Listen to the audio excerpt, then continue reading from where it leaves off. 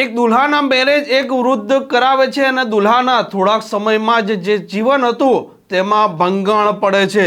દુલ્હાને છૂટાછેડા લેવા હતા અને જે વ્યક્તિએ લગ્ન કરાવ્યા હતા તેમને કહેતા તે વ્યક્તિ 10 લાખ રૂપિયાની માંગણી કરે છે.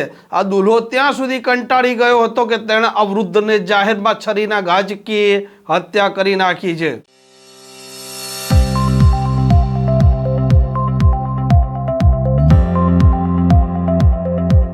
નમસ્કાર, આપ જોઈ રહ્યા છો હોટલાઇન ન્યૂઝ. અમદાવાદમાં દિવસે ને દિવસે જે પ્રકારે હત્યાની ઘટનાઓ બની રહી છે તેને લઈને સ્વાભાવિક છે કે સ્થાનિકો ડર અનુભવી રહે. અમદાવાદના વેજલપુર પોલીસ સ્ટેશન વિસ્તારમાં એક સપ્તાહમાં 2 હત્યાની ઘટના સામે આવી છે. વેજલપુર પોલીસ સ્ટેશન વિસ્તારમાં એક ફતેવાડી વિસ્તાર ઓળખાય છે. ત્યાં એક વૃદ્ધ છે, તેમને એક વ્યક્તિ છરીના ઘા ઝીકી હત્યા કરી દે છે અને હત્યાનું કારણ ફક્ત આ વૃદ્ધે થોડાક સમય પહેલા આ જે વ્યક્તિ છે, દુલ્હો હતો, તેના લગ્ન કરાવ્યા હતા, પરંતુ તેનું લગ્ન જીવન સફળ નહોતું થઈ રહ્યું. તે કારણસર આ દુલ્હાને છૂટાછેડા લેવા હતા અને છૂટાછેડા લેવા માટે આ વૃદ્ધ કહી રહ્યા હતા કે 10 લાખ રૂપિયા આપવા પડશે ત્યારે મામલો પતશે. આ દુલ્હાનો જે પ્રકારે આરોપ છે તે મુજબ આ વૃદ્ધે તેને માનસિક રીતે ખૂબ ટોર્ચર કર્યા હતા અને તે હત્યાની ઘટનાને અંજામ આપે છે. આ ઇમરાન કુરેશી છે, તેને પોલીસ ઝડપી રહે છે અને મૃતકનું નામ છે શાન મોહમ્મદ કુરેશી. આ મામલે અમદાવાદના એસીપી એબી વાળંદે આ સમગ્ર ઘટનાને લઈને ખુલાસા કર્યા છે.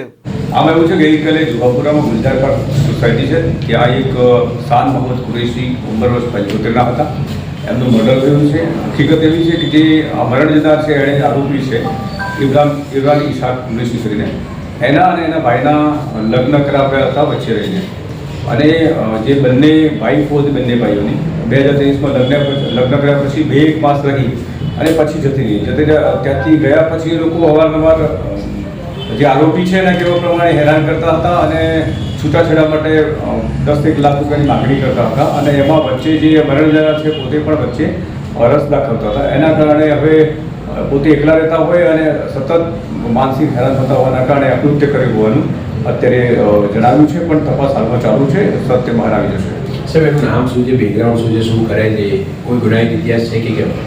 એ પોતે ઇમરાન કુરેશી કરીને એનું નામ છે અને એ પોતે અહીંયા જે કાપવાના કટર મશીન આવે છે, ટાઇલ્સ કાપવા માટે કટર બન્યા છે, એ રિપેરિંગનું કામ કરે છે પોતે. અત્યારે બીજું કોઈ કારણ સામે આવ્યું કે એની પૂછતાછમાં શું? ના, એનું એક જ એણે જણાવ્યું પ્રમાણે એના લગ્ન થયા, બંને ભાઈઓના વાઈફ જતા રહ્યા, 2 માસ રહ્યા અને પોતે ત્યારથી પોતે એકલા રહે છે અને માનસિક સતત તણાવમાં રહેતા હતા. વારંવાર પૈસાની વાત આવતા એની ક્ષમતા નથી કેટલા પૈસા આપી શકે, એટલે લાગી આવતા પોતે એકદમ ઉગ્ર સ્વભાવના કારણે મૃત્યુ થઈ ગયું છે એવું જણાવ્યું છે. આ મૃતક છે તેને અને જે આરોપીની વાઈફને કોઈ મતલબ રિલેશનમાં થાય છે કે કઈ રીતે કોઈ સમજ?